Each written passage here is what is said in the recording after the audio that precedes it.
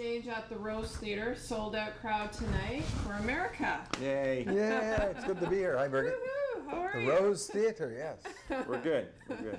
So what I'd like you to do, Dewey, how about you introduce Jerry, and then Jerry, I'd like you to introduce Dewey. Okay. This is my beloved partner, Jerry Beckley. Known him since he was 14, and he's a wizard, a true star. This is my partner of coming up 40 years, Dewey Bunnell. Wow.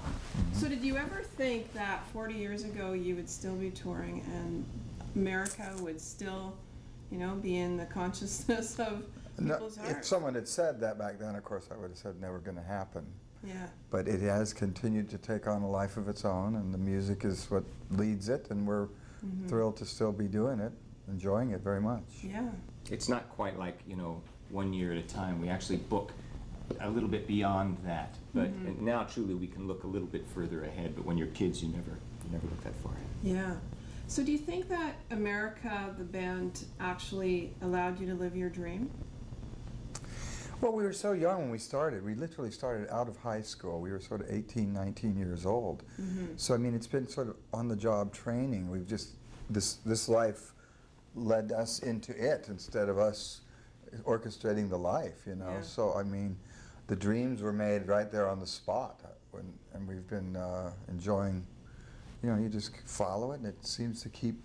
The music, of course, is the core, the reason that we get booked, the reason that we're on the radio, the reason we sold records. I mean, we are essentially a 70s, 80s band, I suppose, but it's now taking on this veteran status that you just don't know what that means. It's more or less generations picking up the music. It's almost like in reverse, not that there aren't, it isn't dreams, but it's almost like memories, Now for us, we do more of thinking back. Can you believe we did that? It's unbelievable we did this. So there's incredible things, but they are more, not that everything is in the past, but before you know it, you're up upon something, some great thing, some amazing experience, and then you're past it and you're looking back, oh God, that was great. Now, how would you explain your songwriting process? Would you say that it's been influenced mainly by people, events, experiences, or, basically all those things, or? Well, yeah, we've traveled a lot, both as kids in the Air Force families and now since we've been on the road. So, I mean, we get a lot of experiences around the world and in different walks of life and things. I think you draw on that. You draw on your own emotional life, personal things. I mean, we modeled ourselves, if you will, or were inspired by the Beatles, the Beach Boys, the songwriters of the day that we were listening to, and so, I mean, we like to think we're writing songs that are structured. We spent a lot of time on that, and the arrangements and the recording process itself. But inspiration is a real hard thing to put your finger on. I mean, we're always trying to write. I know I am, and sometimes nothing happens. And sometimes something will. I mean, it's just very hit or miss. So much of our time is spent traveling, so a lot of the tricks or things that you might hear about, it's hard for us to apply if you're in a bus or plane almost every day of your life. So the guys that say, I get up every morning and I spend 2 or 3 hours at the piano or whatever, that's a little difficult if you're heading off to the airport. But like, for example, I have a friend who taught me about writing down titles.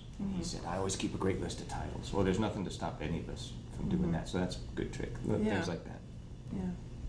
Now, would you say that you've always kind of had a restless spirit to always collaborate with different people and, to explore different sounds? Because I kind of get that, because you've worked with so many, you've collaborated with so many, I don't know, even maybe your influences, because you mentioned the Beach Boys and later on, now I think it's becoming, it's not a motivational factor, but if I had to say, I mean, for me personally, at this point after so many years, it's really more about what I, or as the two of us, would really like to do as opposed to what some guy at a label thinks we ought to do. Yeah. The last project we did really came about hooking up and working with, like for example, Adam from Fountains of Wayne. We just really loved his stuff, and so we hooked up with him because we were just fans. So it really wasn't a somebody thought that would be a good idea, but having said that, my point now is that after so many years trying to just do the things you really want to do now, check them off a list, because wouldn't that be cool if we such and such.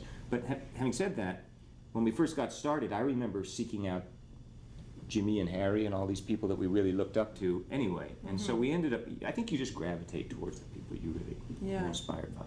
Yeah, and you also worked with George Martin, right? Mm-hmm. From the Beatles. George produced us for 7 albums, and still dear friends. That's probably one of the most influential relationships we developed over the decades. And he's a wonderful man. He changed all of our lives with the Beatles music, of course. Yeah. So to work with him was just a real dream come true. That would have been a dream, I suppose. Yeah. In retrospect, as I look back. Now it's a memory. Now it's a memory.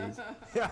Actually, we just saw George a few months back, and he was honored in L.A., and we got to perform at a big show with lots of artists that he'd worked with over the years. Yeah. Jeff Beck did a particularly nice version Day of in the Day in the Life, and Tom Jones. It was just a real eclectic bunch of people. I mean, but that would be considered a collaboration of sorts, too. Yeah. When we started, there was no collaborating. I mean, we were writing our songs in a little right. shack somewhere in England, and everything was about, you know, a pad of paper and a guitar, which is still really what it's about in the end, is, you know, you find these seeds of songs, and then maybe you collaborate or you bring in other people to help you out. I know I certainly need to do that a lot. But some songs plop out without collaboration. Yeah. Now, when you, with your other former band member, Dan P., is it that which brought you together? Do you think that's what also pulled you apart? Well, we were quite sheltered. When we happened in such a big way, it was an incredible amount of success and really exciting, but it was also a lot of pressure. And we were very protected. We had great management. But having said that, all of the, you know, throw $1 zillion at a bunch of teenagers and they'll figure out a million ways to wreck everything. Yeah, wreck everything. Dan had a little more trouble than we did, and he really went through some life-changing things, and I think that when that split came, we all agreed it was really best for all of us. Yeah. And we try to openly say that, you know, we really were rooting for Dan, and when he left to pursue these things, sort out some very major parts of his life, we right away got these things all together. He was nominated for a Grammy. He did really good, and we wished him all the best. But he also gave Dewey and I the freedom to carry on, because the way it was going, it really wasn't going to work that way anymore. So it was just, you know, I don't want to just say, oh, it was the pressures of the biz, because we're all responsible for our own actions. But it's kind of hard to realize that that's 31 years ago now that Dan left. We've been a duo, you know, 5 times as long as we were ever a trio. Dan. I always ask Graham Nash about the Hollies, you know, and he always says, Jerry, I was only in there for like 4 years or something. Yeah, Far it's more really hard to me. remember that far back. Yeah. You know, I mean, it's past the point of being an era that really is tangible anymore, kind of, for me. He's doing okay. He's online, you know. We don't speak to him at all, but he still does some And his contributions, you know, go without saying. They're huge. I mean, he wrote a lot of great songs and was part of the whole image of the band. We were the trio in the beginning, and that was great. We owe him that. Yeah.